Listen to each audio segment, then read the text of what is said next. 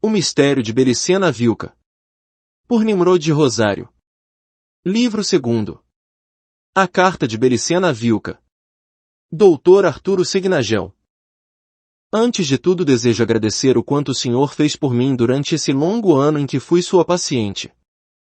Sei que muitas vezes sua bondade o levou a ultrapassar os limites da mera responsabilidade profissional e me dedicou mais tempo e cuidados de que sem dúvidas merecia minha condição de alienada. Muito reconheço, doutor, mas, como compreenderá ao ler esta carta, minha recuperação era praticamente impossível. De qualquer maneira, a deusa Pirena saberá recompensar justamente seus esforços. Com certeza, quando esta carta chegar às suas mãos, estarei morta, eles não perdoam e nós não pedimos clemência. Essa possibilidade não me preocupa, já que a morte é, em nosso caso, só uma ilusão, mas entendo que para o senhor a ausência será real e por isso decidi escrever-lhe. Sou consciente de que não me acreditará por antecipado e é assim que cometi o atrevimento de enviar-lhe como presente a seu domicílio de Cerrilos. Perguntar-se-á como eu consegui, subornando uma enfermeira, que obteve o endereço registrado no arquivo administrativo e efetuou o despacho da correspondência. Rogo-lhe que esqueça a falta de disciplina e não indague a identidade da enfermeira, pois, se morro, coisa provável, o medo lhe fará fechar a boca e, por outra parte, ela só cumpria com minha última vontade. Agora irei ao cerne da questão, doutor, desejo solicitar-lhe um favor póstumo. Mas, para ser justa com o senhor, antes lhe porei a par de certos fatos. Creio que me ajudará, pois uma vontade mais poderosa que nós mesmos, lhe pôs em meu caminho. Talvez o senhor também busque uma resposta sem sabê-lo, e talvez nessa carta esteja a resposta. Se for assim, ou se o senhor já está consciente do grande engano, então leia com atenção o que se segue, pois ali encontrará algumas chaves para orientar-se no caminho de regresso à origem. Escrevi pensando no senhor e fui clara até onde pude, mas conto que me compreenda, pois leva visivelmente plasmado o signo da origem. Começarei por informar-lhe que sou uma das últimas descendentes de uma antiga linhagem portadora de um segredo mortal, um segredo guardado por minha família durante séculos e que correu perigo de perder-se para sempre quando teve lugar o desaparecimento de meu filho Noio Vilca. Agora não importa se os Golem me matarão, pois o objetivo de minha estratégia está cumprido. Consegui distraí-los com meus passos enquanto Noio levava a cabo sua missão. Na verdade, ele não foi sequestrado, mas viajou até a caverna de Parsifal, na província de Córdoba, para transportar até lá a espada sábia da casa de Tarsis. E eu parti em seguida, em sentido contrário, com vistas em cobrir a missão de Noio desviando sobre mim a perseguição dos Golem. A sabedoria hiperbórea me ajudou, embora nada pudesse fazer no final contra o poder de suas diabólicas drogas, uma das quais me foi ministrada habilmente em uma das viagens que fiz até a província de Jujuy. Depois disso, veio a captura por parte do exército e a história que o senhor conhece. Mas isso tudo entenderá com mais clareza quando eu lhe revelar, como meu legado, o segredo familiar. O segredo, em síntese, consiste no seguinte: a família o manteve oculto, por baixo de 14 gerações americanas, o instrumento de um antigo mistério, talvez o mais antigo mistério da raça branca. Tal instrumento permite aos iniciados hiperbóreos conhecer a origem extraterrestre do espírito humano e adquirir a sabedoria suficiente para voltar a essa origem, abandonando definitivamente o demente universo da matéria e da energia, das formas criadas. Como chegou a nosso poder tal instrumento? Em princípio lhe direi que foi trazido à América por meu antepassado Lito de Tarsis, quem desembarcou em Colônia Cor em 1534 e, poucos anos depois, fundou o ramo tucumano da estirpe. Mas isso não responde à pergunta. Em verdade, para se aproximar de uma resposta remontaríamos a milhares de anos atrás, até a época dos reis de meu povo de quem Lito de Tarsis era um dos últimos descendentes.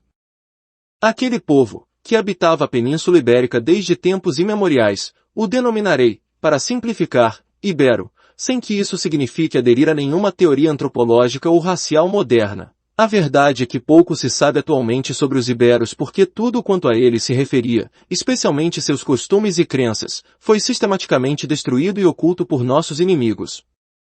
Bem, na época em que convém começar a narrar a história, os iberos se achavam divididos em dois bandos irreconciliáveis, que se combatiam até a morte mediante um estado de guerra permanente. Os motivos dessa inimizade não eram menores, se baseavam na prática de cultos essencialmente opostos, na adoração de deuses inimigos. Pelo menos isso era o que viam os membros comuns dos povos combatentes. No entanto, as causas eram mais profundas e os membros da nobreza governante, reis e chefes, as conheciam com bastante clareza. Segundo se sussurrava nas câmaras mais reservadas da corte, posto que se tratasse de um segredo zelosamente guardado, tinha sido nos dias posteriores ao afundamento da Atlântida quando, procedentes do mar ocidental, chegaram aos continentes, europeu e africano, grupos de sobreviventes pertencentes a duas raças diferentes. Uns eram brancos, semelhantes aos de meu povo, e outros eram de pele mais morena, embora sem serem escuros como os africanos. Esses grupos, pouco numerosos, possuíam conhecimentos assombrosos, incompreensíveis para os povos continentais, e poderes terríveis, poderes que até então somente se concebiam como atributos de deuses. Assim, pouco custou a esses grupos dominar os povos que cruzavam seu caminho. E digo que cruzavam seu caminho porque os atlantes não se detinham jamais num lugar, mas avançavam sempre para o leste. Mas tal marcha era muito lenta, pois ambos os grupos se achavam com tarefas bem difíceis, que exigiam muito tempo e esforço para concretizar, as quais precisavam do apoio dos povos nativos. Efetuavam-se tarefas pesadas, depois de estudar minuciosamente o terreno, dedicava-se a modificá-lo em certos lugares especiais mediante enormes construções megalíticas, menires, dólmenes, cromlechs, poços, montes artificiais, covas, etc. Aquele grupo de construtores era de raça branca e havia precedido em seu avanço ao grupo moreno. Este último, em troca, parecia estar perseguindo ao grupo branco, pois seu deslocamento era ainda mais lento e sua tarefa consistia em destruir ou alterar, mediante o talhe de certos símbolos, as construções daqueles. Como dizia, estes grupos jamais se deteriam definitivamente em um lugar, mas, logo ao concluir sua tarefa, continuavam se movendo rumo ao leste. Entretanto, os povos nativos que permaneciam nas suas tribos não poderiam retornar jamais a seus antigos costumes. O contato com os atlantes os havia transmutado culturalmente. A memória dos homens semidivinos procedentes do mar ocidental não poderia ser esquecido por milênios.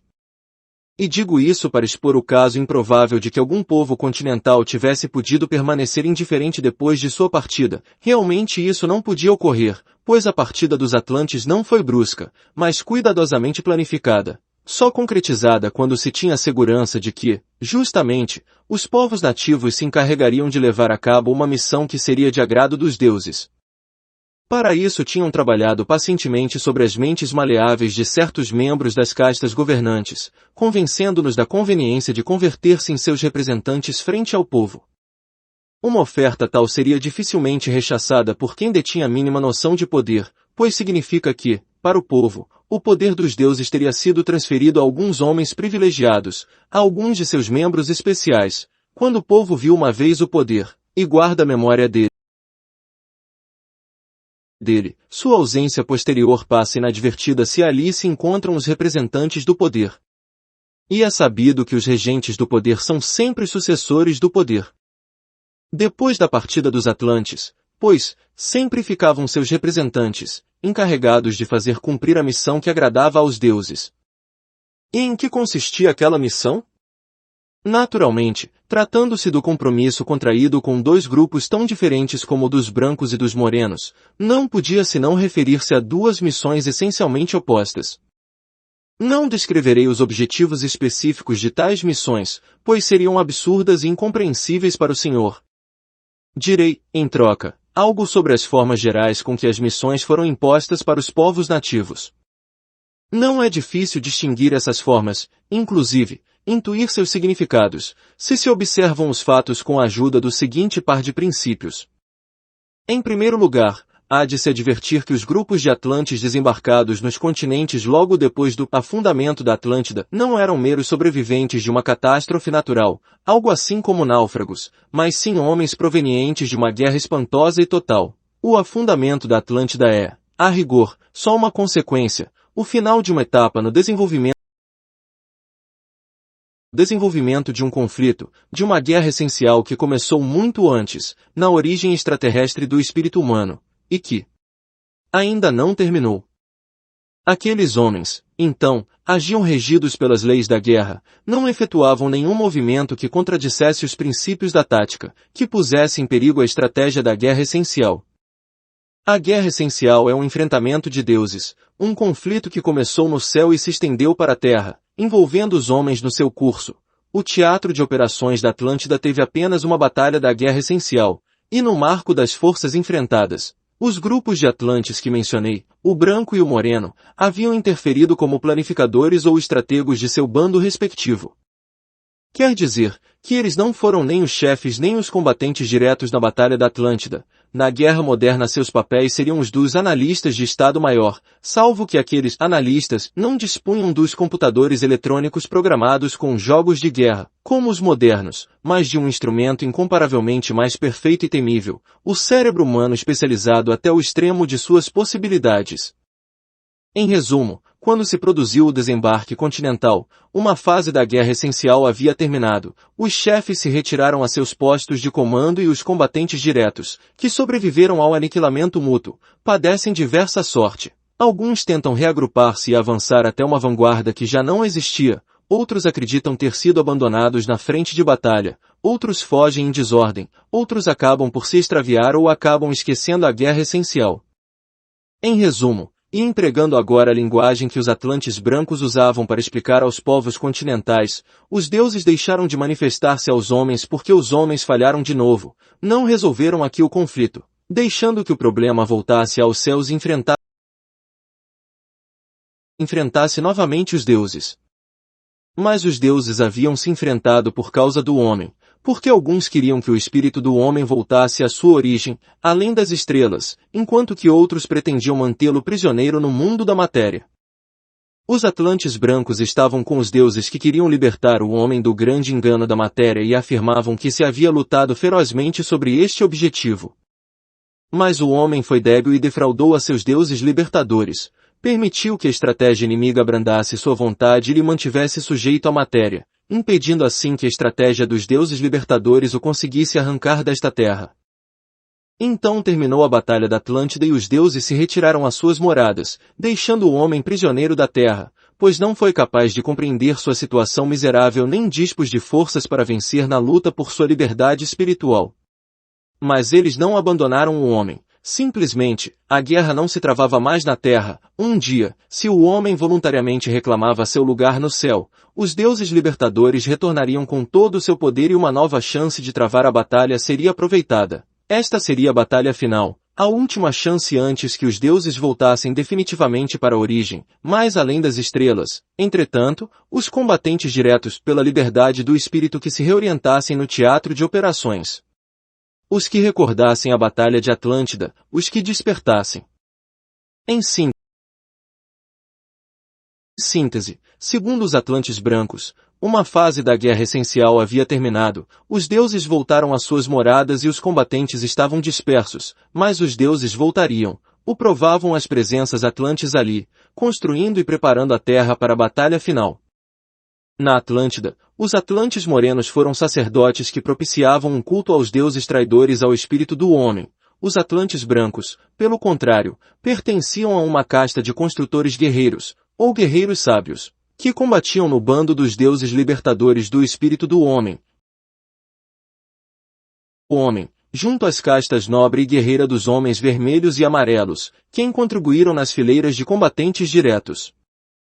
Por isso os atlantes morenos tentavam destruir suas obras, porque adoravam as potências da matéria e obedeciam ao desígnio com que os deuses traidores encadearam o espírito à natureza animal do homem. Os atlantes brancos provinham de uma raça que a moderna antropologia denomina Cro-Magnon. Uns 30.000 anos antes, os deuses libertadores, que então governavam a Atlântida, haviam encomendado a essa raça uma missão de princípio, um encargo cujo cumprimento demonstraria seu valor e lhes abriria a porta da sabedoria. Deveriam expandir-se por todo o mundo e exterminar o animal-homem, o hominídeo primitivo da terra que só tinha corpo e alma, mas carecia de espírito eterno, quer dizer, a raça que a antropologia batizou de Neandertal, hoje extinta. Os homens de Cro-Magnon cumpriram a tarefa com tal eficiência, que foram recompensados pelos deuses libertadores com a autorização para se reagrupar e habitar a Atlântida. Ali adquiriram posteriormente o magistério da pedra, e foram conhecidos como guardiões da sabedoria lítica e homens de pedra. Assim, quando digo que pertenciam a uma casta de construtores guerreiros, entende-se construtores em pedra, guerreiros sábios na sabedoria lítica. E este esclarecimento é importante porque na sua ciência só se trabalhava com pedra, quer dizer, tanto as ferramentas, como os materiais de sua ciência, consistiam em pedra pura, excluindo explicitamente os metais. Os metais, explicariam logo aos iberos, representavam as potências da matéria e deveriam ser cuidadosamente evitados ou manipulados com muita cautela. Ao transmitir a ideia de que a essência do metal era demoníaca, os atlantes brancos buscavam evidentemente infundir um tabu nos povos aliados, tabu que, pelo menos no caso do ferro, se manteve por milhares de anos. Inversamente, os atlantes morenos, sem dúvidas por sua particular relação com as potências da matéria, estimulavam os povos que lhes eram aliados a praticar a metalurgia e a ourivesaria, sem restrições a nenhum metal.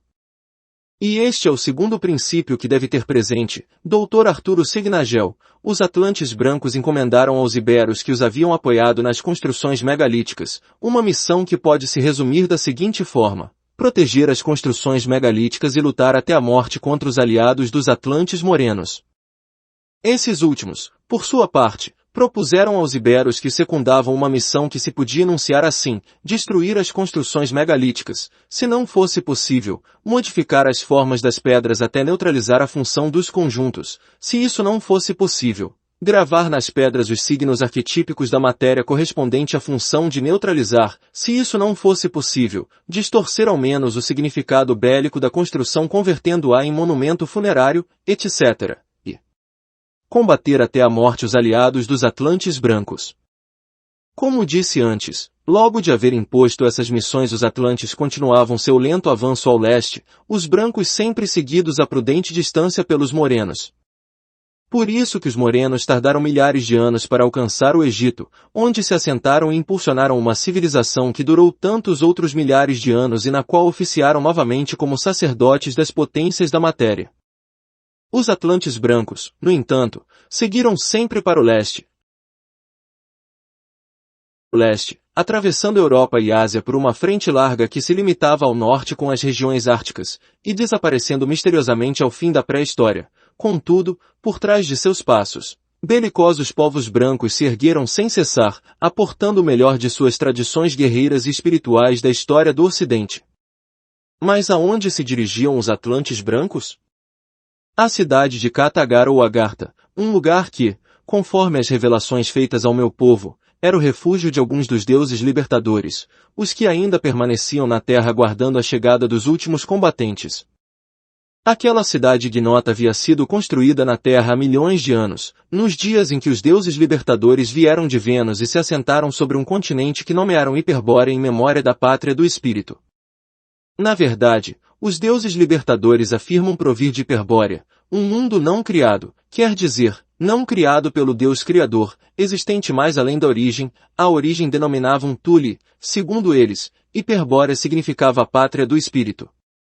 Havia, assim, uma Hiperbórea original e uma terrestre, e um centro isotrópico Tule, assento do Graal, que refletia a origem e que era tão intocável quanto estava. Toda a sabedoria espiritual da Atlântida era uma herança de Hiperbórea e por isso os atlantes brancos chamavam a si mesmos iniciados hiperbóreos.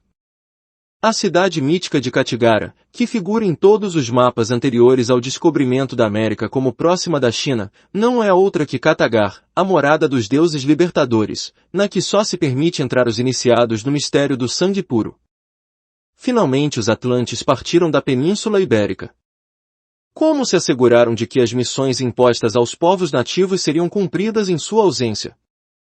Mediante a celebração de um pacto com aqueles membros do povo que iriam representar o poder dos deuses, um pacto que de não ser cumprido arriscava algo mais que a morte da vida, os colaboradores dos atlantes morenos punham em jogo a imortalidade da alma, enquanto os seguidores dos brancos acenavam com a eternidade do espírito.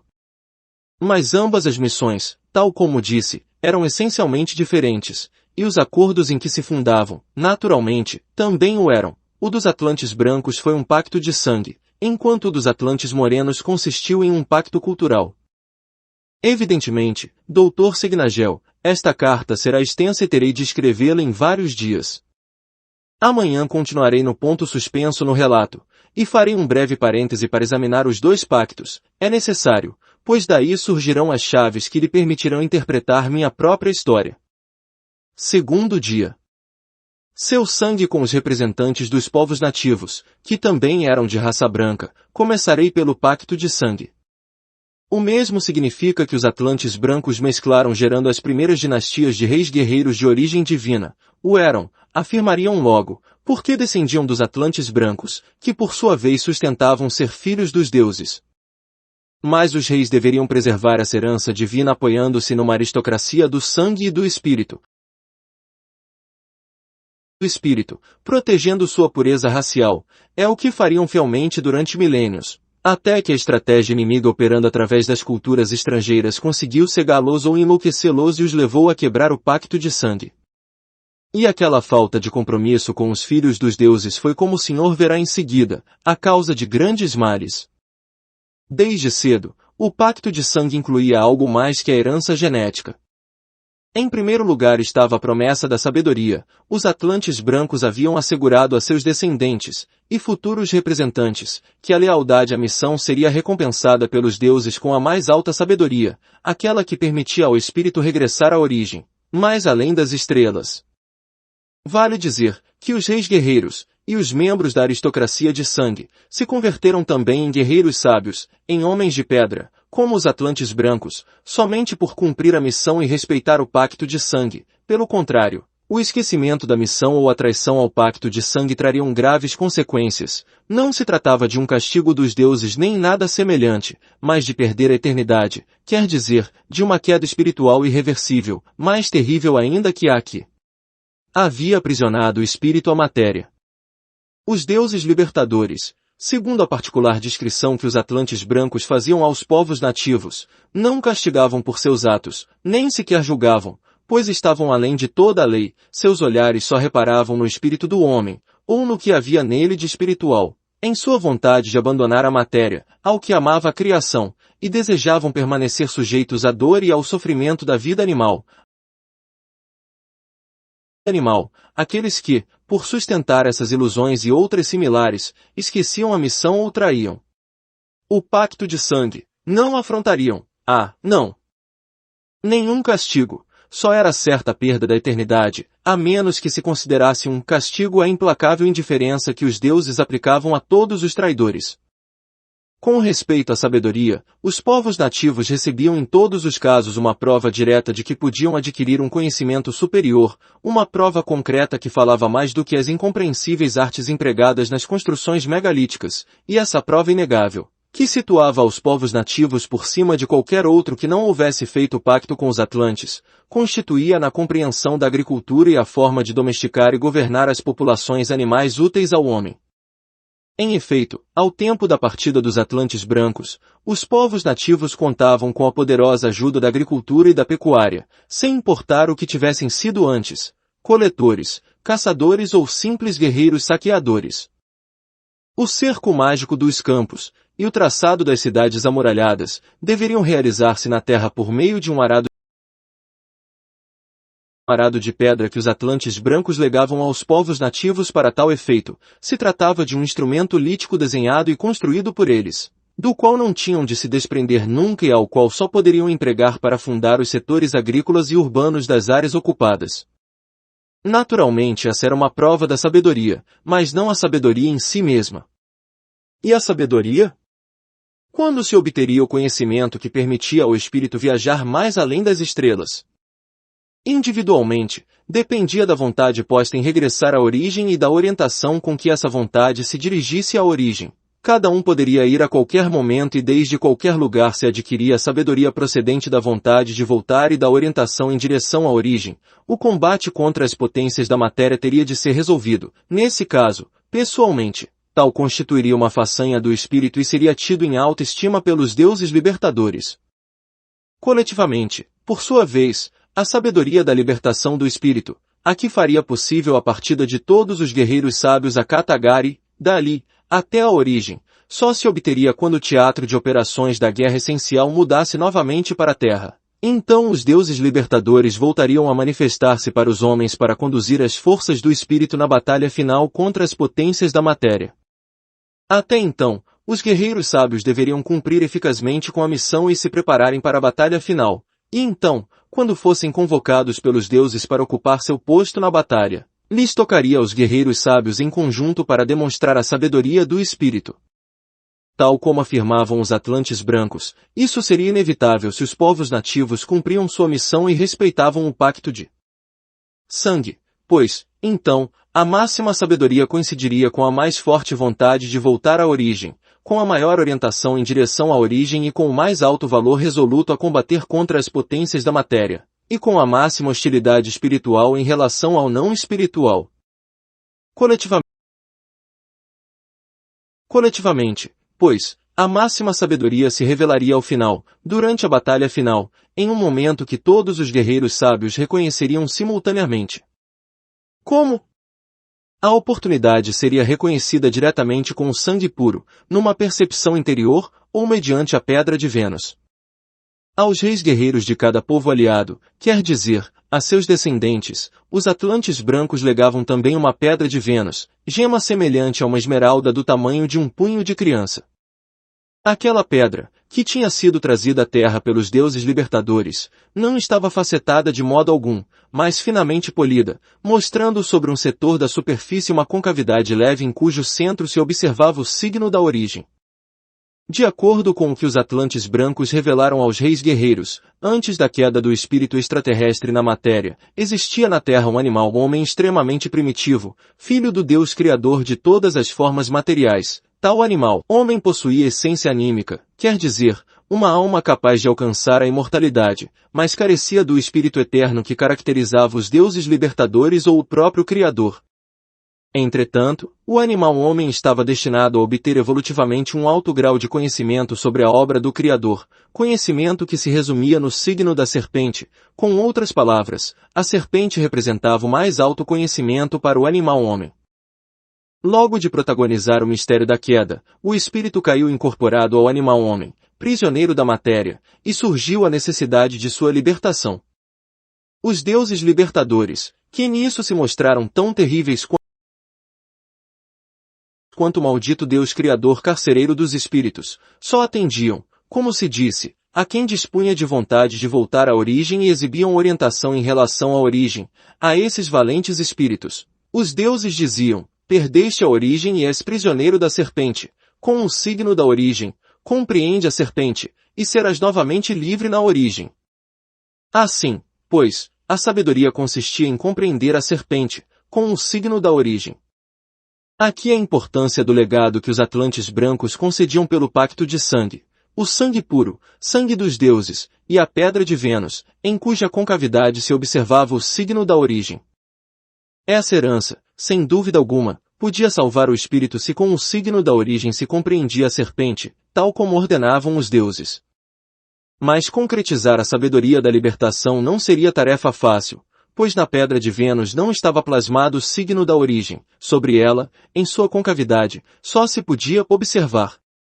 E o via ali somente quem respeitava o pacto de sangue, pois, em verdade, o que existia como herança divina dos deuses era um símbolo da origem no sangue puro, o signo da origem, observado na pedra de Vênus. Era só o reflexo do símbolo da origem presente no sangue puro dos reis guerreiros, dos filhos dos deuses, dos homens semidivinos que, junto a um corpo animal e uma alma material possuíam um espírito eterno. Se se trai o pacto de sangue, se o sangue se tornava impuro, então o símbolo da origem se debilitaria e já não se podia ver o signo da origem sobre a pedra de Vênus, se perderia assim a possibilidade de compreender a serpente, a máxima sabedoria, e com ela a oportunidade, a última oportunidade, de se incorporar à guerra essencial. Pelo contrário, se respeitava o pacto de sangue e se conservava o sangue puro, então a pedra de Vênus poderia ser denominada com justiça espelho do sangue puro, e quem observasse sobre ela o signo da origem seriam iniciados no mistério do sangue puro, verdadeiros guerreiros sábios. Os Atlantes brancos afirmavam que seu avanço continental estava guiado diretamente por um grande chefe branco a quem chamavam Navuta. Esse chefe que somente eles viam, e por quem expressavam um profundo respeito e veneração, tinha fama de ter sido quem revelou aos Atlantes brancos o signo da origem. Naturalmente, o signo da origem seria incomunicável, posto que só possa ser visto por quem possui previamente, em seu sangue, o símbolo da origem. A pedra de Vênus, o espelho do sangue puro, permitia justamente obter fora um reflexo do símbolo da origem, mas aquele reflexo, o signo da origem, não podia ser comunicado por iniciação nem por nenhuma função social se o receptor carecia da herança do símbolo da origem. Inclusive entre os Atlantes brancos, houve um tempo em que só uns poucos, individualmente, conseguiam conhecer o símbolo da origem. A dificuldade estava na impossibilidade de estabelecer uma correspondência entre o criado e o não criado, era como se a matéria fosse impotente para refletir o não criado. De fato, as pedras de Vênus tinham sido modificadas estruturalmente pelos deuses libertadores para que cumprissem sua função. Com o propósito de resolver este problema e de dotar a sua raça da mais alta sabedoria, maior ainda que a sabedoria lítica conhecida por eles, Navuta desceu ao inferno. Pelo menos isso contava os Atlantes brancos. Aqui, lutou contra as potências da matéria, mas não as conseguiu obrigar a refletir o símbolo da origem para que fosse visto por todos os membros de sua raça. Ao parecer foi Fria, sua divina esposa, quem resolveu o problema. Ela pôde expressar o signo da origem mediante a dança. Todos os movimentos da dança procedem do movimento das aves, de seus arquétipos. A descoberta de Fria permitiu a Navutan compreender o signo da origem com a língua dos pássaros e expressá-lo do mesmo modo. Mas não era esta uma língua composta por sons, mas por movimentos significativos que realizavam certas aves em conjunto, especialmente as pernaltas como a garça, e as galináceas como o perdiz, o pavão e o fazão, segundo Navutan. Para compreender o signo da origem se necessitavam 13 mais 3 vrunas, quer dizer, um alfabeto de 16 signos denominados vrunas ou varunas. Graças a Navuta e Fria, os Atlantes brancos eram auspícios da aves Piscere, ou seja, estavam dotados da compreensão do signo da origem observando o voo das aves. A língua dos pássaros representava, para eles, uma vitória racial do espírito contra as potências da matéria. Assim se sintetizaria a sabedoria de Navuta. Quem compreendesse o alfabeto de 16 vrunas compreenderia a língua dos pássaros. Quem compreendesse a língua dos pássaros compreenderia o signo da origem. Quem compreendesse o signo da origem compreenderia a serpente. E quem compreendesse a serpente, com o signo da origem, poderia ser livre na origem. É claro que os Atlantes brancos não confiavam na durabilidade da língua dos pássaros, a que, apesar de tudo, transmitiam aos seus descendentes do pacto de sangue. Previam que, quando do triunfo do pacto cultural dos Atlantes morenos, a língua sagrada logo seria esquecida pelos homens. Nesse caso, a única garantia de que ao menos alguém individualmente conseguisse ver o signo da origem estaria constituída pela pedra de Vênus. Com grande acerto, basearam nela o êxito da missão. Assim, quando os Atlantes brancos se despediram de meus antepassados, Dr. Signagel, lhes sugeriram um modo adequado para assegurar o cumprimento da missão. Antes de tudo se deveria respeitar sem exceções o pacto de sangue e manter, para isso, uma aristocracia do sangue puro. Dessa aristocracia, que começava com os descendentes dos Atlantes brancos, já se haviam selecionado os primeiros reis e as guerreiras sábias que custodiavam o arado de pedra e a pedra de Vênus. Com efeito, ao princípio cada povo foi dividido exogamicamente em 3 grupos, cada um dos quais tinha o direito de empregar os instrumentos líticos que aportava, para sua custódia comum, uma guerreira sábia. Elas conservavam os instrumentos no interior de uma gruta secreta e, quando deviam ser utilizados, os transportavam as 3 em conjunto. Os 3 grupos do povo, possivelmente obedeciam a um mesmo rei. Com o correr dos séculos, Por causa da derrota cultural que logo exporei, a tríplice divisão do povo foi esquecida, ainda que perdurasse por muito tempo o costume de confiar a custódia dos instrumentos líticos a 3 guerreiras sábias, ou vraias. Todos os guerreiros e nobres do sangue seriam iniciados no mistério do sangue puro. A iniciação seria aos 16 anos, quando se enfrentariam com a pedra de Vênus e se trataria de que observassem nela o signo da origem. Quem pudesse observá-lo disporia nesse momento de sabedoria suficiente para concretizar a autolibertação do espírito e partir para a origem.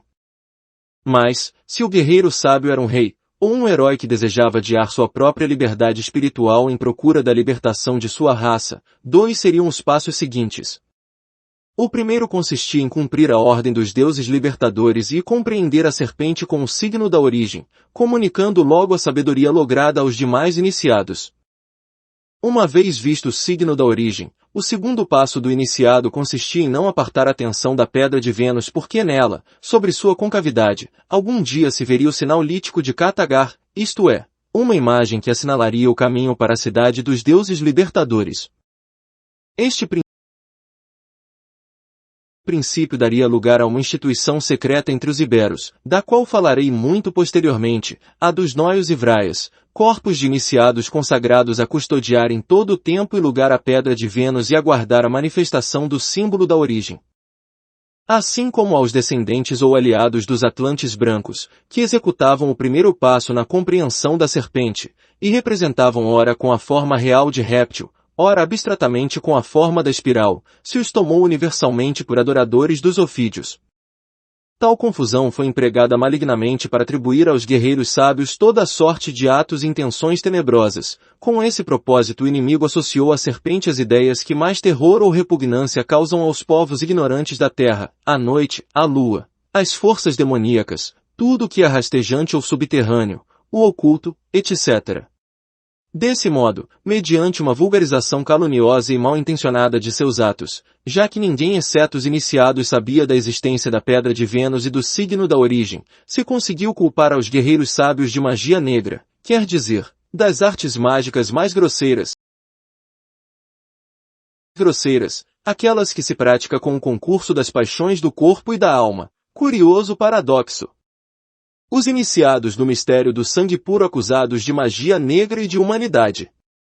Justamente eles que, por compreender a serpente, símbolo total do conhecimento humano, estavam fora do humano. Terceiro dia. Era essencialmente diferente do pacto de sangue. Aquele acordo se fundava na pacto cultural sobre o qual os Atlantes morenos baseavam suas alianças, por sua vez, manutenção perpétua de um culto. Mais claramente, o fundamento da aliança consistia na fidelidade indeclinável a um culto revelado pelos Atlantes morenos. O culto exigia a adoração incondicional dos membros do povo nativo a um Deus e o cumprimento de sua vontade, a que se manifestaria por via de seus representantes, a casta sacerdotal formada e instruída pelos Atlantes morenos. Não se deve interpretar com isso que os morenos iniciavam aos povos nativos no culto de seu próprio Deus, pois eles afirmavam ser a expressão terrestre de Deus, que era o Deus criador do universo. Eles, diziam, eram consubstanciais com Deus e tinham um alto propósito a cumprir na terra, ademais de destruir as obras dos Atlantes brancos. Sua própria missão consistia em levantar uma grande civilização da qual sairia, no final dos tempos, um povo eleito de Deus, também consubstancial com este, ao qual lhe seria dado reinar sobre todos os povos da terra, certos anjos, a quem os malditos Atlantes brancos denominavam deuses traidores ao espírito, apoiariam então o povo eleito com todo o seu poder. Mas estava escrito que aquela sinarquia não podia se concretizar sem expulsar da terra os inimigos da criação, quem ousavam descobrir aos homens os planos de Deus para que estes se rebelassem e se apartassem de seus desígnios. Sobrevirá então a batalha final entre os. Resumindo, os Atlantes morenos, que eram a expressão de Deus, não se propunham a si mesmos como objeto do culto nem expunham aos nativos sua concepção de Deus, a qual se reduziria a uma autovisão, que o Deus Criador experimentaria desde sua manifestação nos Atlantes morenos. Em troca, revelavam aos povos nativos o nome e aspecto de alguns deuses celestiais, que não eram senão faces do Deus Criador, outras manifestações dele no céu, os astros do firmamento, e todo o corpo celeste visível ou invisível, expressavam a estes deuses. Segundo a particular psicologia de cada povo nativo seria, pois, o Deus revelado, a uns, mais primitivos, se mostraria o Deus como o Sol, a Lua, um planeta ou estrela, ou determinada constelação, a outros, mais evoluídos, se lhes diria que em tal ou qual astro residia o Deus de seus cultos. Neste caso, se lhes autorizava a representar ao Deus mediante um ídolo que simbolizasse seu rosto oculto, aquele com o qual os sacerdotes o percebiam em sua residência astral. Seja como fosse, que Deus fosse um astro, ou existisse por detrás de um astro, que se manifestasse no mundo circundante, na criação inteira, nos Atlantes morenos ou em qualquer outra casta sacerdotal, o materialismo de semelhante concepção é evidente. Um pouco que se aprofunde no assunto e se fará evidente a matéria, posta sempre como o extremo real da criação de Deus, quando não como a substância mesma de Deus, constituindo a referência natural dos deuses, o suporte essencial da existência divina. É indubitável que os Atlantes morenos adoravam as potências da matéria, pois todo o sagrado para eles, aquilo que, por exemplo, assinalavam aos povos nativos no culto, se fundava na matéria. Com efeito, a santidade que se obtinha pela prática sacerdotal procedia de uma inexorável santificação do corpo e dos corpos. E o poder consequente, demonstrativo da superioridade sacerdotal, consistia no domínio das forças da natureza ou, em última instância, de toda a força. Mas, as forças não eram senão manifestações dos deuses, as forças emergiam da matéria ou se dirigiam a ela, e sua formalização equivalia à sua deificação. Isto é, o vento, o fogo, o trono, a luz, não podiam ser senão deuses ou vontade de deuses. O domínio das forças da natureza era, assim, uma comunhão com os deuses. E por isso a mais alta santidade sacerdotal, a que se demonstrava pelo domínio da alma, fosse estabelecida como corpo ou como força, significava também a mais abjeta submissão às potências da matéria. O movimento dos astros denotava o ato dos deuses. Os planos divinos se desenvolviam com tais movimentos nos que cada ritmo, período, ou ciclo, tinham um significado decisivo para a vida humana. Para tanto, os Atlantes morenos divinizavam o tempo sob a forma dos ciclos astrais ou naturais e transmitiam aos nativos a crença nas eras ou grandes anos. Durante um grande ano se concretizava uma parte do plano que os deuses tinham trazido para o homem, seu destino terrestre. O último grande ano, que duraria uns 26.000 anos solares, tinha começado milhares de anos antes, quando o cisne do céu se aproximou da terra e os homens da Atlântida viram descer ao deus Sanat. Vinha a ser o rei do mundo enviado pelo deus Solton, o pai dos homens, aquele que é filho do deus Cão-Sim. Os Atlantes morenos glorificavam o momento em que Sanat chegou à terra e difundiam entre os povos nativos o símbolo do cisne como sinal daquela recordação primeva, daí o símbolo do cisne, e logo de toda a ave palmípede, fosse considerado evidência de que um povo houvesse feito um pacto cultural, quer dizer, que ainda que o deus ao qual cada povo prestasse culto fosse diferente, Beleno, Lug, Bran, Proteu, etc., a identificação comum com o símbolo do cisne delatava a instituição do pacto cultural. Posteriormente, depois da partida dos Atlantes, o pleito entre os povos nativos se simbolizaria como uma luta entre o cisne e a serpente, pois o conflito era entre os partidários do símbolo do cisne e os que compreendiam o símbolo da serpente. Naturalmente, o significado desta alegoria só foi conhecido pelos iniciados. O deus Sanat se instalou no trono dos antigos reis do mundo, existente desde milhões de anos antes no Palácio Corne da Ilha Branca GYG, conhecida posteriormente no Tibete como Tchambala ou Dijun. Ali dispunha para governar de incontáveis almas, pois a Ilha Branca estava na terra dos mortos. Porém, à Ilha Branca só chegavam as almas dos sacerdotes, daqueles que em todas as épocas haviam adorado ao Deus Criador. O Rei do Mundo presidia uma fraternidade branca ou irmandade branca integrada pelos mais santos sacerdotes vivos ou mortos, e apoiada em seu agir sobre a humanidade com o poder desses misteriosos anjos, Serafim Nefilim, que os Atlantes brancos classificavam de deuses traidores ao espírito do homem. De acordo com os Atlantes brancos, os Serafim Nefilim seriam somente 200, mas seu poder era tão grande, que regiam sobre toda a hierarquia oculta da Terra, contavam, para exercer tal poder, Com a autorização do Deus Criador, e os sacerdotes iniciados do pacto cultural, que formavam as fileiras da hierarquia oculta da terra, os obedeciam cegamente. Em resumo, em Chanchambala, na Ilha Branca, existia a Fraternidade Branca, cuja cabeça estavam o Serafim Nefilim e o Rei do Mundo. Cabe esclarecer que a brancura predicada sobre a mansão insular do Rei do Mundo ou sua fraternidade não se referia a uma qualidade racial de seus moradores ou integrantes senão à iluminação que indefectivelmente estes possuiriam em relação ao resto dos homens. A luz, em efeito, era a coisa mais divina, fosse a luz interior, visível pelos olhos da alma, ou a luz solar, que sustentava a vida e se percebia com os sentidos do corpo, e esta devoção demonstra, mais uma vez, o materialismo metafísico que sustentavam os Atlantes morenos. Segundo eles, à medida que a alma evoluía e se elevava até o Deus Criador, aumentava sua luz, quer dizer, aumentava sua aptidão para receber e dar luz, para converter-se finalmente em pura luz. Naturalmente esta luz era uma coisa criada por Deus, vale dizer, uma coisa finita, o limite da perfeição da alma, algo que jamais poderia ser ultrapassado sem contradizer os planos de Deus, sem cair na heresia mais abominável. Os Atlantes brancos, contrariamente, afirmavam que na origem, mais além das estrelas, existia uma luz não criada que só poderia ser vista pelo espírito. Essa luz infinita era imperceptível pela alma. Entretanto, embora invisível, frente a ela a alma se sentia como diante da negrura mais impenetrável, um abismo infinito, e sumia num terror incontrolável. E isso se devia que a luz não criada do espírito transmitia à alma a intuição da morte eterna em que ela, como toda coisa criada, terminaria sua existência no final de um super grande ano de manifestação do Deus Criador, um Mahamavantara.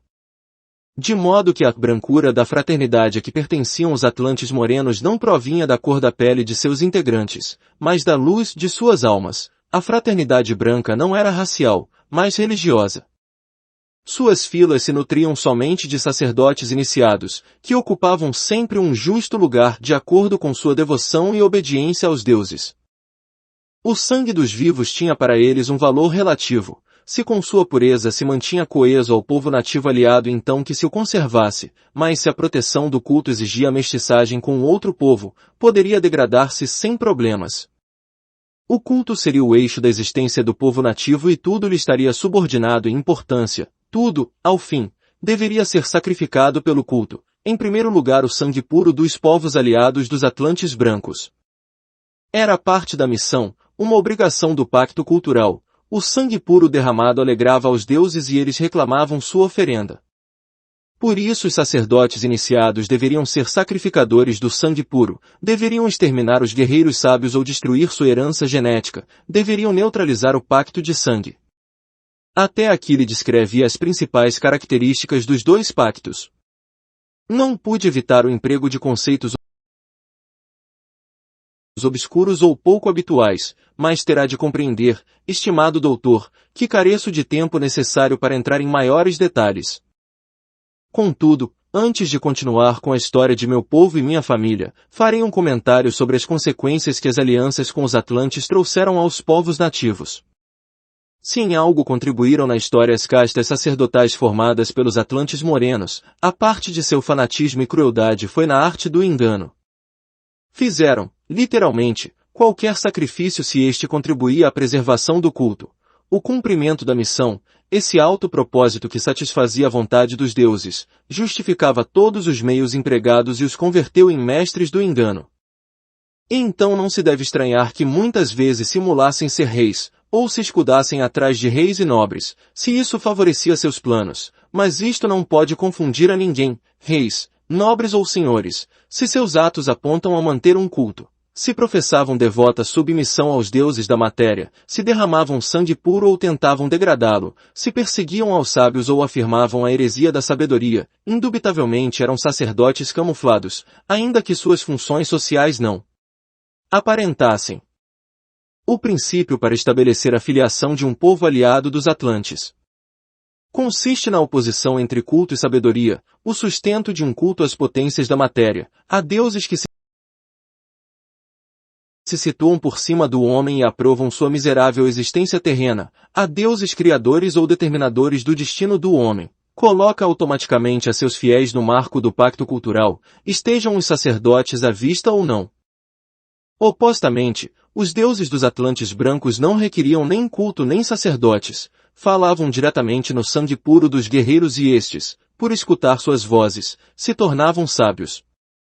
Eles não tinham vindo para conformar o homem na sua desprezível condição de escravo na terra, mas para incitar ao espírito humano à rebelião contra o Deus criador da prisão material e a recuperar a liberdade absoluta na origem, mais além das estrelas. Aqui será sempre um servo da carne, um condenado à dor e ao sofrimento da vida, ali será o Deus que antes havia sido, e tão poderoso como todos. E, desde então, não haveria paz para o espírito enquanto não concretizasse o regresso à origem, enquanto não reconquistasse a liberdade original. O espírito era estrangeiro na terra e prisioneiro da terra, salvo aquele que estivesse adormecido, confuso num extravio extremo, enfeitiçado pela ilusão do grande engano. Na terra, o espírito só poderia manifestar-se em guerra perpetuamente, contra as potências da matéria que o mantinham prisioneiro. Sim, a paz estava na origem. Aqui somente poderia haver guerra para o espírito desperto, quer dizer, para o espírito sábio, e a sabedoria só poderia ser oposta a todo culto que obrigasse o homem a se pôr de joelhos perante um Deus. Os deuses libertadores jamais falavam de paz, mas de guerra e estratégia, e então a estratégia consistia em manter-se em estado de alerta e conservar o acordo com os Atlantes brancos, até o dia em que o teatro de operações da guerra essencial se mudasse novamente para a Terra. E isso não era a paz, mas a preparação para a guerra. Mas cumprir com a missão, com o pacto de sangue, manter o povo em estado de alerta, exigia certa técnica, um modo de vida especial que lhes permitisse viver como estrangeiros na terra. Os Atlantes brancos tinham transferido aos povos nativos um modo de vida semelhante, muitas de cujas pautas seriam atualmente incompreensíveis. No entanto, tratarei de expor os princípios mais evidentes em que se baseavam para conseguir os objetivos propostos. Simplesmente se tratava de 3 conceitos: o princípio da ocupação, o princípio do cerco e o princípio da muralha. 3 conceitos complementados por aquele legado da sabedoria atlântica que eram a agricultura e a pecuária. Em primeiro lugar, os povos aliados dos Atlantes brancos não deveriam esquecer nunca o princípio da ocupação do território e teriam de prescindir definitivamente do princípio de propriedade da terra, sustentado pelos partidários dos Atlantes morenos. Com outras palavras, a terra habitada era a terra ocupada e não terra própria, ocupada a quem? Ao inimigo, às potências da matéria. A convicção desta distinção pessoal bastaria para manter o estado de alerta, pois o povo ocupante era assim consciente de que o inimigo tentaria recuperar o território por qualquer meio, sob a forma dos povos nativos aliados aos Atlantes morenos, como outro povo invasor ou como a diversidade das forças da natureza. Crer na propriedade da terra, pelo contrário, significava baixar a guarda frente ao inimigo, perder o estado de alerta e sucumbir ante seu poder de ilusão. Compreendido e aceitado o princípio de ocupação, os povos nativos deveriam proceder, em segundo lugar, a cercar o território ocupado ou, pelo menos, a assinalar sua área. Por quê? Porque o princípio de cerco permitia separar o território ocupado do território inimigo. Fora da área ocupada e cercada se estendia o território do inimigo. Então, quando se dispunha de uma área ocupada e cercada, se podia semear e fazer produzir a terra. Com efeito, o modo de vida estratégico herdado dos Atlantes brancos, os povos nativos estavam obrigados a obrar segundo uma ordem estrita, que nenhum outro princípio podia alterar. Em terceiro lugar, depois da ocupação e do cerco, se podia praticar o cultivo. A causa desse rigor era a capital importância que os Atlantes brancos atribuíam ao cultivo como ato capaz de libertar o espírito ou de aumentar sua escravidão da matéria.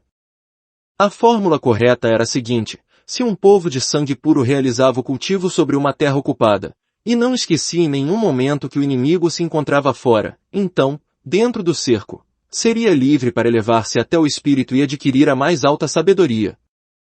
Caso contrário, se cultivava a terra crendo em sua propriedade, as potências da matéria emergiriam da terra, se apoderariam do homem, e o integrariam no contexto, convertendo-o num objeto dos deuses. Em consequência, O espírito sofreria uma queda na matéria ainda mais atroz, acompanhada da ilusão mais nociva, pois acreditaria ser livre em sua propriedade quando seria somente um apêndice do organismo criado pelos deuses.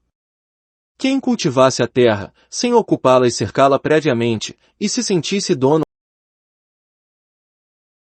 ou desejasse sê-lo, seria fagocitado pelo contexto regional e experimentaria a ilusão de pertencer a ele. A propriedade implica uma relação dúbia, recíproca e inevitável. A propriedade pertence ao proprietário e este à propriedade. É claro, não poderia haver posse sem uma prévia pertinência da propriedade a apropriar. Mas, o que se sentisse pertencer à terra ficaria desguarnecido frente ao poder de ilusão do inimigo. Não se comportaria como estrangeiro na terra, como o homem espiritual que cultiva no cerco estratégico, pois se arraigaria e amaria a terra, creria na paz e alimentaria essa ilusão, se sentiria parte da natureza e aceitaria que tudo é obra dos deuses, se diminuiria em seu lar e se assombraria da grandeza da criação, que o rodeia por todas as partes, não conceberia jamais uma saída da criação. Antes, tal ideia o afundaria num terror sem nome, pois nela intuiria uma heresia abominável, uma insubordinação à vontade do Criador que poderia acarretar-lhe castigos imprevisíveis, se submeteria ao destino, à vontade dos deuses que o decidem, e lhes renderia culto para ganhar seu favor ou aplacar suas iras, seria abrandado pelo medo e já não teria forças, nem para se opor aos deuses, nem sequer para lutar contra a parte animal e anímico de si mesmo, mas tampouco para que o espírito a dominasse e transformasse em senhor de si mesmo. Enfim, creria na propriedade da terra, mas pertenceria à terra, e cumpriria ao pé da letra com o assinalado pela estratégia inimiga. O princípio da muralha era a aplicação fática do princípio do cerco, sua projeção real. De acordo com a sabedoria lítica dos Atlantes brancos, existiam muitos mundos em que o espírito estava prisioneiro e em cada um deles o princípio da muralha exigia diferente aplicação. No mundo físico, sua aplicação correta conduzia à muralha de pedra, a mais efetiva vala estratégica contra qualquer pressão do inimigo. Por isso os povos nativos que iam cumprir a missão, e participavam do pacto de sangue, eram instruídos pelos Atlantes brancos na construção de muralhas de pedra como ingrediente fundamental de seu modo de vida. Todos que ocupassem e cercassem a terra para praticar o cultivo, com o fim de sustentar no lugar uma obra aos Atlantes brancos, tinham também de levantar muralhas de pedra. Mas a ereção das muralhas não dependiam só das características da terra ocupada, mas em sua construção deveriam intervir princípios secretos da sabedoria lítica, princípios que só os iniciados no mistério do sangue puro, os guerreiros sábios, podiam conhecer. Compreender-se-á melhor o porquê desta condição se digo que os Atlantes brancos aconselhavam olhar com um olho para a muralha e com o outro para a origem, o que só seria possível se a muralha se achava referida, de algum modo, à origem. O princípio para estabelecer a filiação de um povo aliado dos Atlantes consiste na oposição entre o culto e a sabedoria. Mas quais são os indícios fáticos, as provas concretas, quer dizer, aquilo que é mais evidente para determinar se se trata de culto ou sabedoria? Em todo caso, deve-se observar se existe o templo ou a muralha de guerra, porque a prática de um culto está indissoluvelmente associada à existência de um templo correspondente. O templo é o fundamento fático do culto, seu extremo material. E porque a prática da sabedoria está indissoluvelmente associada à existência de uma muralha estratégica, a muralha de guerra é o fundamento fático do modo de vida estratégico, de seu assento material. Este princípio explica o fato de a fraternidade branca ter sustentado na Terra, em todos os tempos, comunidades e ordens secretas especializadas na construção de templos, que colaborariam estreitamente com os sacerdotes do pacto cultural. E explica também o fato de que os senhores de Agartha sustentem, através da história, a ordens de construtores de muralhas de pedra, ordens integradas exclusivamente pelos descendentes brancos dos Atlantes brancos, que dominam a sabedoria lítica e a estratégia de guerra essencial. Por tudo que foi visto, será evidente que o modo de vida estratégico só poderia gerar um tipo de cultura extremadamente austera. Com efeito, os povos do Pacto de Sangue jamais se destacaram por outro valor cultural que não o de habilidade para ganhar guerras. É que estes povos, ao princípio, se comportavam como verdadeiros estrangeiros na terra. Ocupavam a região em que viviam, por vezes durante séculos, mas sempre pensando em partir, sempre se preparando para a guerra, sempre desconfiando da realidade do mundo e demonstrando uma hostilidade essencial em relação aos deuses estranhos. Não deve surpreender, pois, que fabricassem poucos utensílios e ainda menos objetos suntuosos, mas, ainda que escassas, tais coisas eram aperfeiçoadas o suficiente como que para lembrar que se tratava de povos construtores, dotados de hábeis artesãos. Para comprová-lo não bastaria mais que olhar a produção de armas, na que sempre se sobressaíram. Estas sim se fabricavam em quantidade e qualidade sempre crescente, sendo proverbial o temor e respeito causados por elas nos povos do pacto cultural, que experimentaram a eficácia de seu poder ofensivo. Os povos do pacto cultural, contrariamente aos ocupantes da terra, acreditavam na propriedade do solo, amavam o mundo, e rendiam culto aos deuses propiciatórios. Suas culturas eram sempre abundantes na produção de objetos suntuosos e ornamentais. Entre eles se aceitava que o trabalho da terra era desprezível pelo homem, ainda que se o praticasse por obrigação. Sua maior habilidade estava no comércio, que lhe servia para difundir seus objetos culturais e impor o culto de seus deuses. De acordo com suas crenças, o homem deveria se resignar com sua sorte e viver o melhor possível nesse mundo, tal a vontade dos deuses, que não se podia desafiar. E para cumprir com essa vontade, o correto era servir a seus representantes na terra, os sacerdotes e reis do culto. Os sacerdotes transmitiam ao povo a voz dos deuses e suplicavam aos deuses pela sorte do povo. Paravam o braço dos reis amantes da guerra e intercediam pelo povo quando a taxação fosse excessiva. Eram os autores da lei e às vezes distribuíam justiça. Que males não se abateriam sobre o povo se os sacerdotes não estivessem ali para apaziguar a ira dos deuses?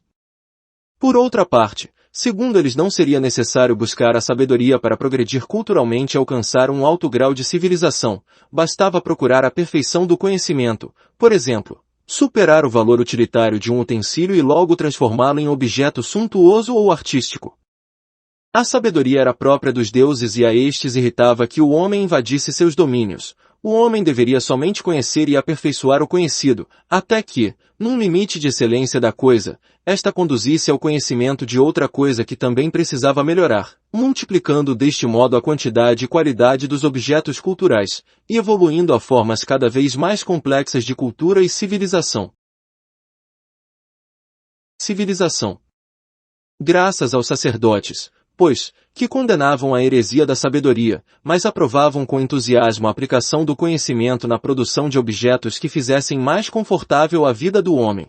As civilizações de costumes refinados e luxos exorbitantes contrastavam notavelmente com o estilo de vida austero dos povos do pacto de sangue.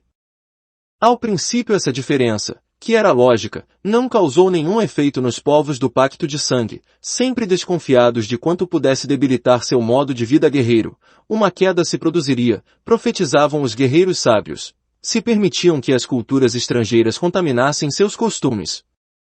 Esta certeza lhes permitiu resistir por muitos séculos, enquanto no mundo cresciam e se estendiam as civilizações do pacto cultural.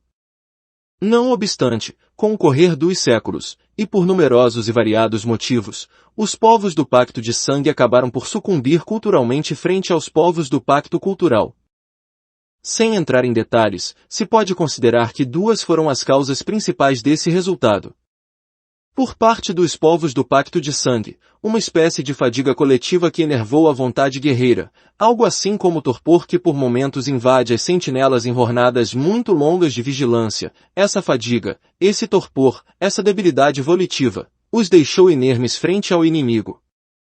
Por parte dos povos do pacto cultural, uma diabólica estratégia, elucubrada e executada pelos sacerdotes, baseada na exploração da fadiga de guerra mediante a tentação da ilusão. Assim, os povos do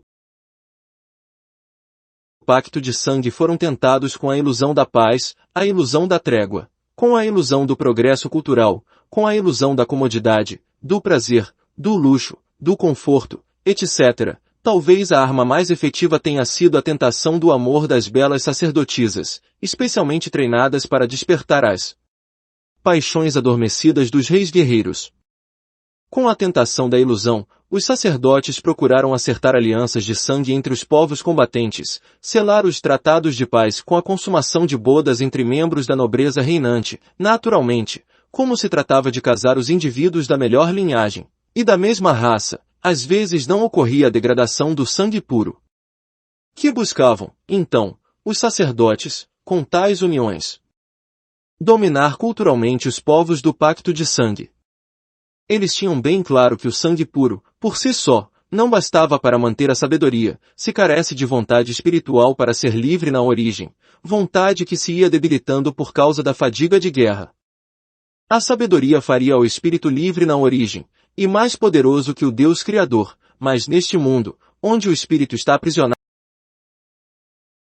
aprisionado ao animal homem, o culto ao Deus Criador acabaria dominando a sabedoria, sepultando-a sob o manto do terror e do ódio.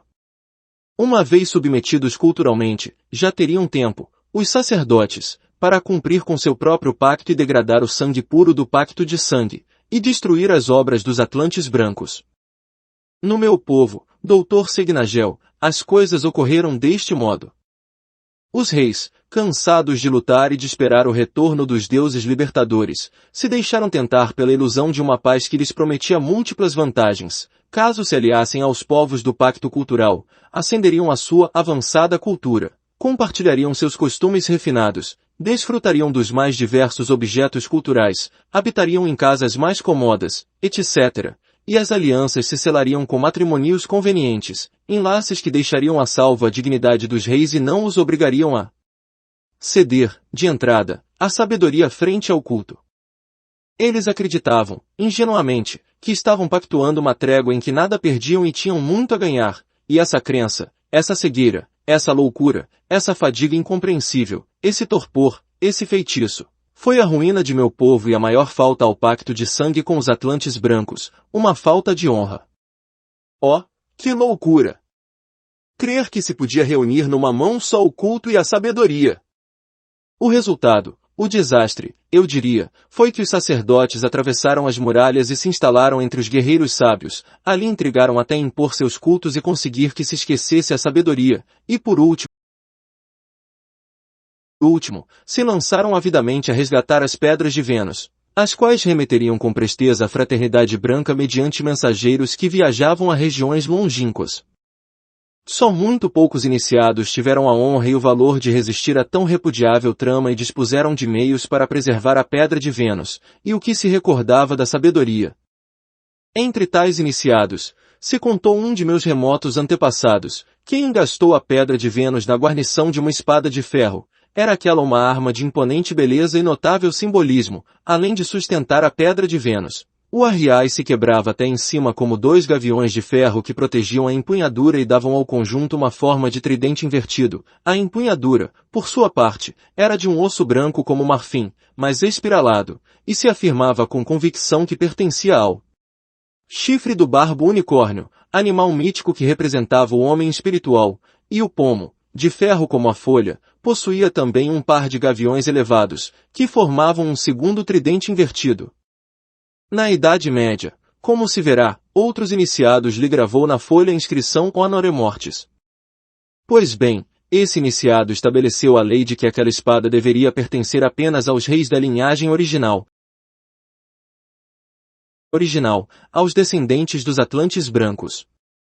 Vãs foram, nesse caso, os intentos de gerações de sacerdotes para se desfazer da espada sábia, denominada assim pelo povo. Como se verá, ela se conservou enquanto possível, e quando isso já não foi possível, manteve-a oculta até os dias de Lito de Tarsis, o antepassado que veio à América em 1534.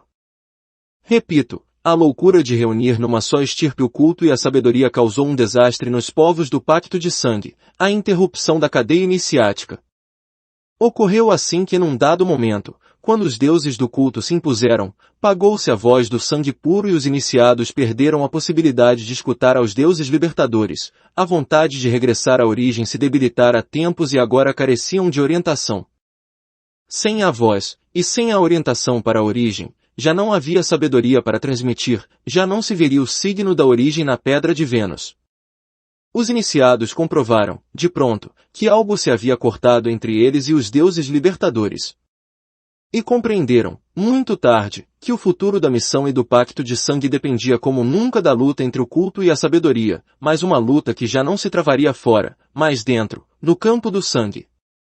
Que fizeram os iniciados ao comprovar essa realidade irreversível, as trevas que se abatiam sobre o espírito, para contra-atacar? Quase todos obraram do mesmo modo.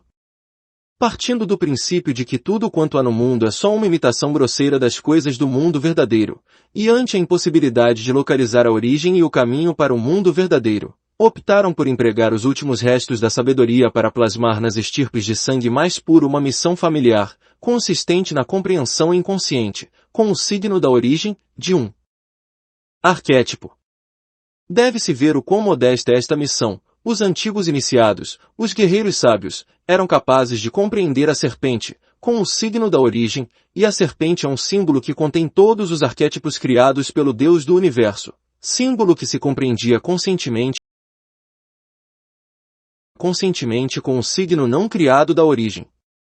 Agora os iniciados propunham, e não tinham muitas opções, que uma família trabalhasse cegamente sobre um arquétipo criado, tratando de que o símbolo da origem presente no sangue o compreendesse casualmente um dia e revelasse a verdade da forma não criada. Em resumo, Dr. Segnagel, há certas estirpes, por cujas veias corre o sangue divino dos Atlantes brancos, se lhes assinalou uma missão familiar, um objetivo a lograr com o passo de incontáveis gerações que iriam repetindo perpetuamente um mesmo drama, girando em torno de um mesmo arquétipo. Como o alquimista retorna sempre ao chumbo, os membros da família eleita repetiriam incansavelmente as provas estabelecidas pelos antepassados, até que um deles, um dia, girando um círculo percorrido 1000 vezes sob outros céus, alcançasse cumprir a missão familiar, purificando então seu sangue astral. Produzir-se-ia uma transmutação que permitiria remontar a involução do Kali Yuga ou Idade Obscura, voltar à origem e adquirir novamente a sabedoria.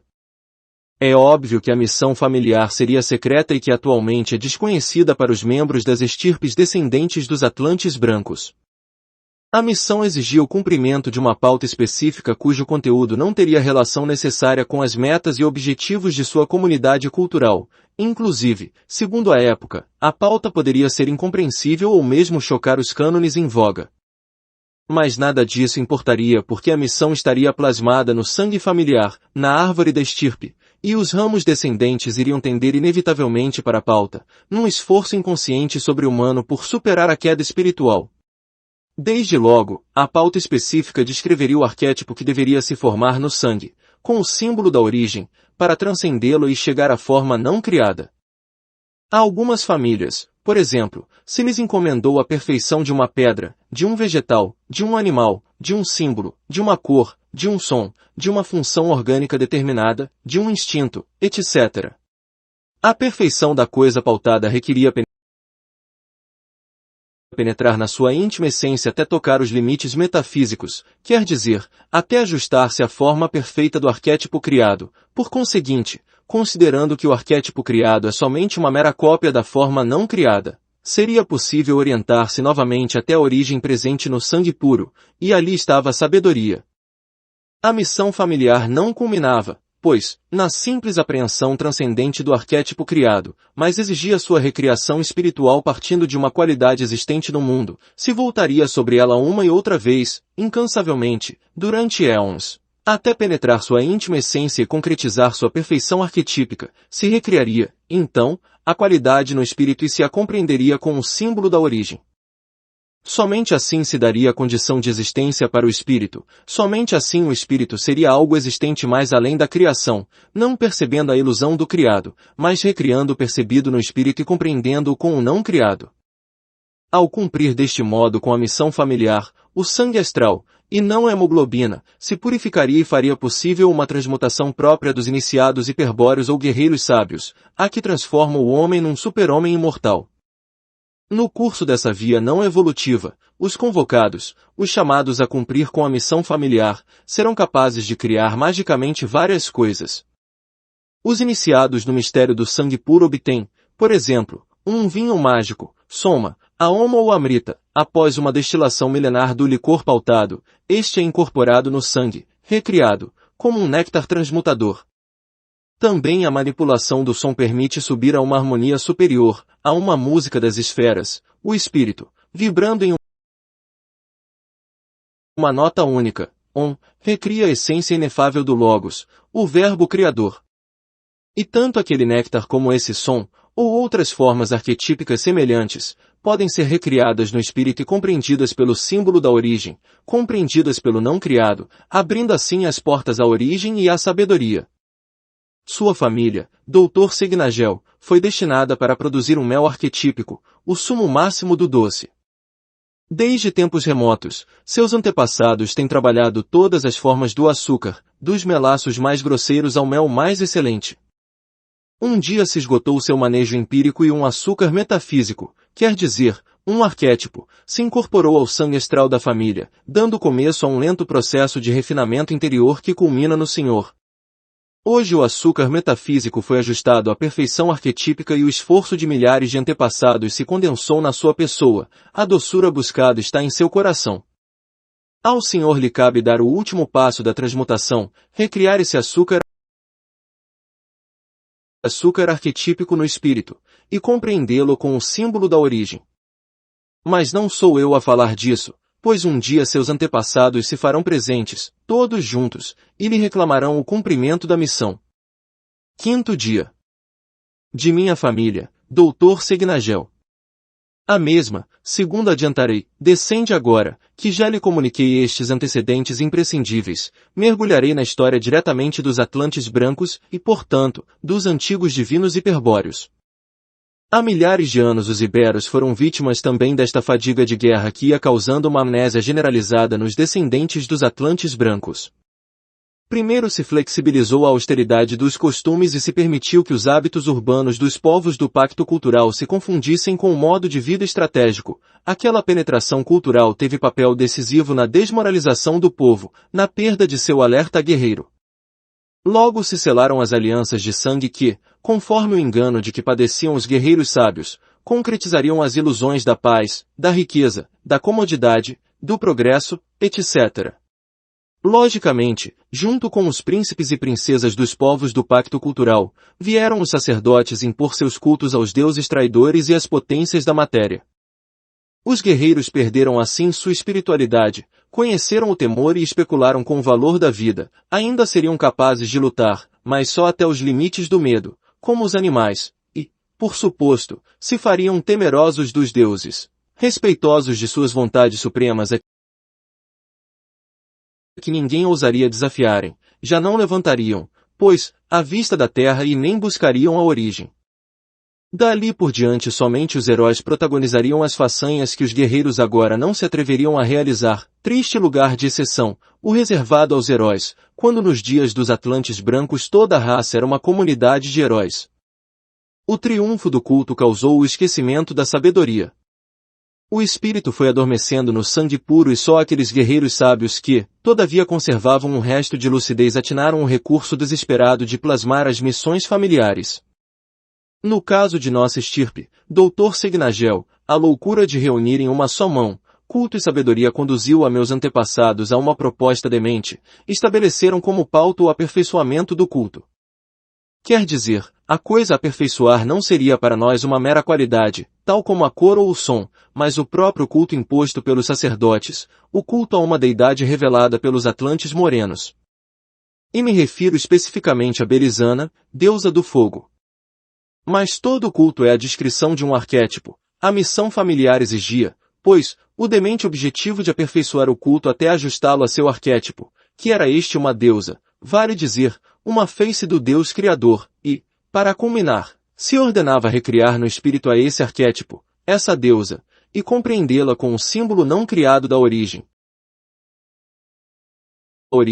Isso era como compreender que o espírito de um membro descendente da família abrangesse um dia ao Deus Criador, e ao universo inteiro, para compreendê-lo com o símbolo da origem.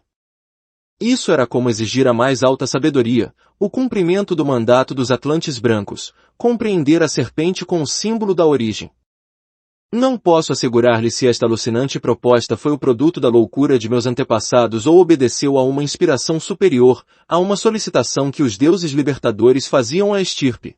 Talvez eles soubessem desde o princípio um dos nossos chegaria a cumprir a missão familiar e despertaria como guerreiro sábio, justo no momento em que se travasse na terra, a batalha final.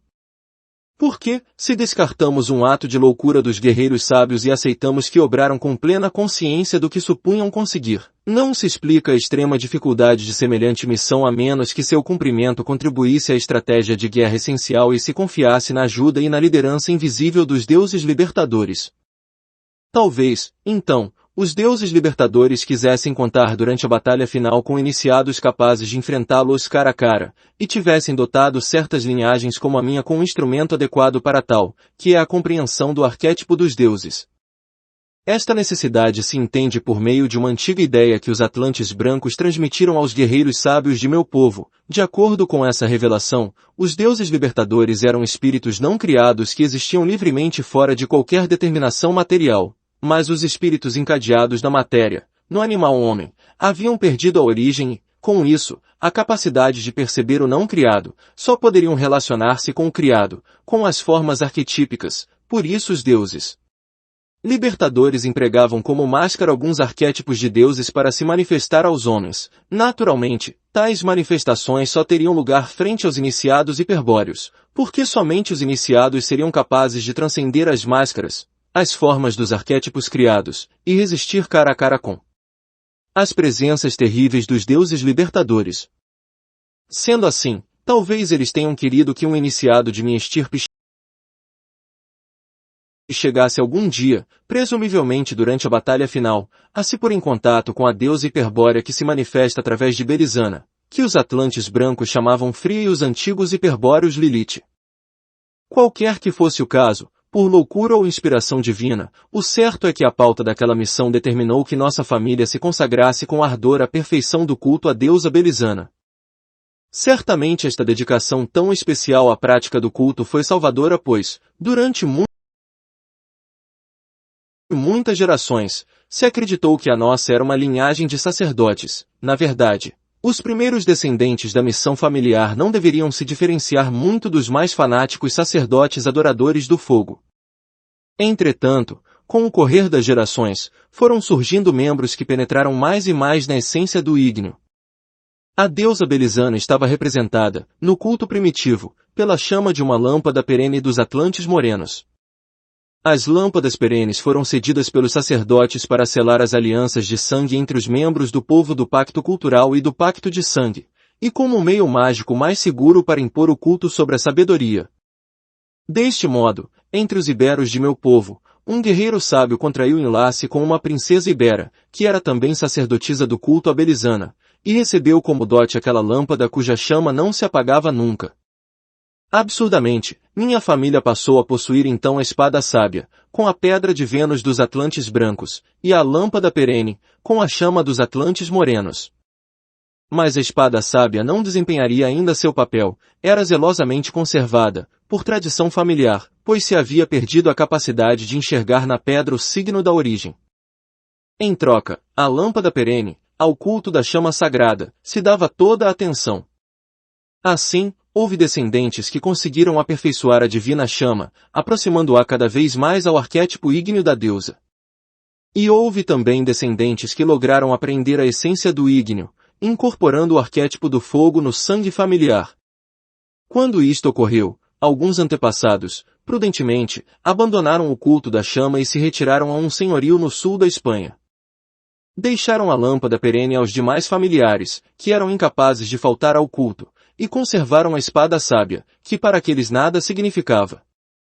Por suposto, quem ficou com a custódia da lâmpada perene continuaram a ser reis ou sacerdotes porque o povo estava completamente entregue ao culto da deusa Belisana. Os que se retiraram meus antepassados diretos tiveram de ceder em troca todos os seus direitos à sucessão real.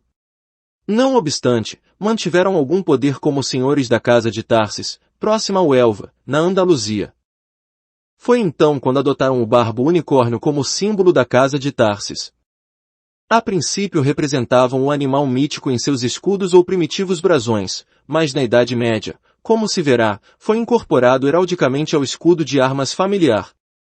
O barbo cavaleiro, Barbus X, É o mais comum nos rios da Espanha, especialmente o Odiel que circulava a escassos metros de Tarsis. Recebe o peixe tal nome por causa de 4 barbatanas que têm a mandíbula inferior muito saliente.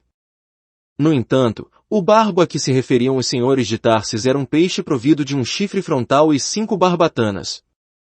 Um mito que justificava o símbolo afirmava que o barbo, deslocando-se pelo Odiel, era semelhante à alma transitando pelo tempo transcendente da vida, uma representação do animal-homem. Mas os descendentes dos Atlantes brancos não eram como o animal-homem, mas possuíam um espírito não criado aprisionado na alma criada, então o barbo não os representava concretamente. Daí a adição do chifre espiralado, que correspondia ao instrumento empregado pelos deuses traidores para aprisionar o espírito, quer dizer, a chave Kalachakra. Naturalmente o espírito não criado não era representável, e por isso se o insinuava deixando sem terminar, nas representações do barbo unicórnio,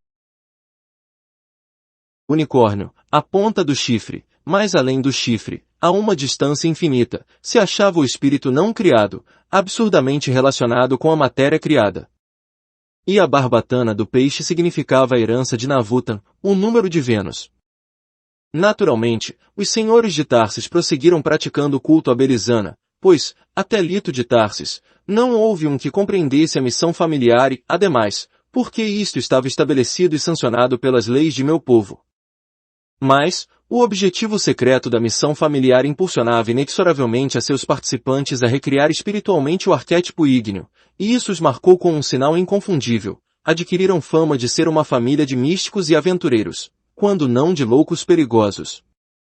E algo de verdade havia em tais fábulas, pois aquele fogo no sangue, a princípio descontrolado, causava os extremos mais intensos da violência e da paixão. Existiu quem experimentasse em suas vidas o ódio mais terrível e o amor mais sublime que humanamente se possa conceber. E toda essa experiência se condensava e sintetizava na árvore do sangue, e se transmitia geneticamente aos herdeiros da estirpe. Com o tempo, as tendências extremas foram se separando e surgiram periodicamente senhores que eram puro amor ou puro valor, ou seja, grandes místicos e grandes guerreiros. Entre os primeiros estavam aqueles que afirmavam que a antiga deusa se havia instalado no coração e que sua chama acendia neles um êxtase de amor. Entre os segundos, os que contrariamente afirmavam que ela lhes havia gelado o coração, lhes havia infundido tal valor que agora eram tão duros como as rochas de Tarsis. Também as damas intervinham nesta seleção. Elas sentiam o fogo do sangue como um deus, que identificavam como Beleno, o esposo de Belisana, em realidade este Beleno, deus do fogo ao que os gregos conheciam como Apolo Hiperbóreo, era um arquétipo ígneo empregado desde os dias da Atlântida pelo mais poderoso dos deuses libertadores, como máscara para manifestar-se aos homens. Refiro-me ao grande chefe dos espíritos hiperbóreos, Lúcifer, o que desafia com o poder da sabedoria o poder da ilusão do Deus Criador, o enviado do Deus incognoscível, o verdadeiro Cristos da luz não criada. Faltava, pois, que da estirpe dos senhores de Tarsis brotasse o que haveria de cumprir a missão familiar, o que recriasse no espírito o fogo dos deuses e o compreendesse com o símbolo da origem. Antecipo-lhe, Dr. Segnagel, que só houve 2 que tiveram essa possibilidade em grau eminente, Lito de Tarsis no século XVI, e meu filho Noio na atualidade. Mas vamos a isso passo a passo.